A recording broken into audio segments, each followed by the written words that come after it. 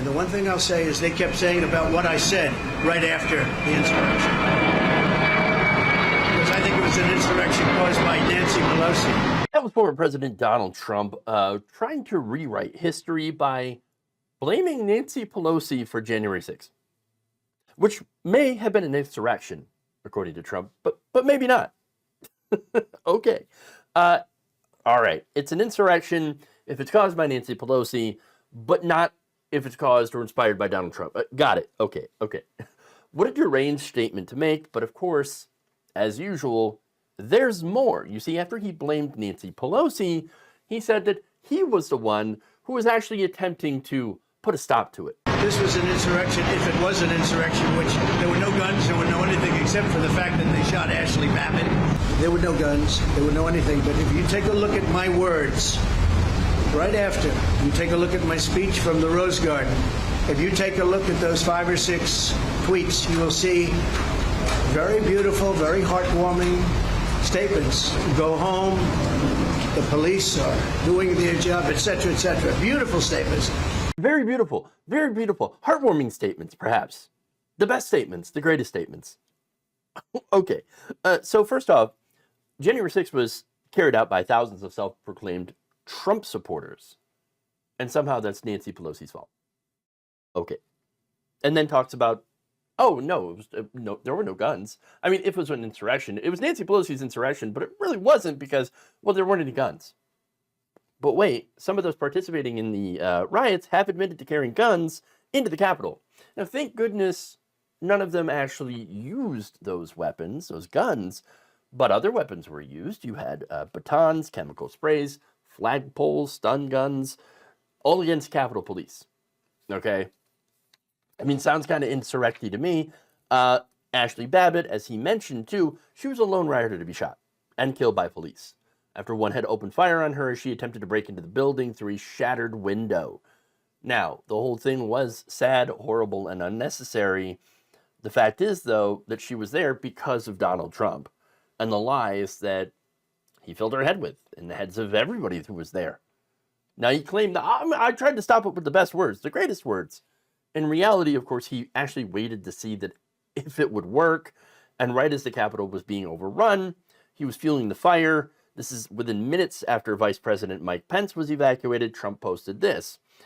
Mike Pence didn't have the courage to do what should have been done to protect our country and our Constitution, giving states a chance to certify a corrected set of facts, not the fraudulent or inaccurate ones, which they were asked to previously certify. USA demands the truth. You know what? You want to know what happened after that happened? After he posted that? The people that were there in the Capitol started screaming, hang Mike Pence. That was a chant. Yeah, hang Mike Pence. They weren't talking about hanging my pants. No, Mike Pence, Vice President. Yeah, right after Trump's words. I wonder who was influencing them. Must be Nancy Pelosi. Of course. Look, the guy sat around, tweeted, and watched the entire thing unfold on TV without doing a damn thing about it for hours, despite his staff consistently begging him, please do something about the mob. But somehow, Nancy Pelosi's fault. In fact, it's not like she didn't stop it. No, it's not that. No, he's saying that she's the one who started it. Insane. If this had been a Democrat rally, it would have been shut down in seconds. Okay? Even without, protesters doing anything. Now, Trump had one more thing to say, and once again, unhinged and deflecting blame. Now, if you take a look at the words of Democrats over the last period of time, look at Schumer's statement about the Supreme Court on the steps of the Supreme Court. He sounded like a mob boss.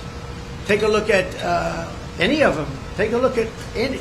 We put together a tape of vicious, violent statements made by Democrats. Nobody brings that up. Take a look at Maxine Waters and the vicious statements that she made. I didn't do that. I said peacefully and patriotically.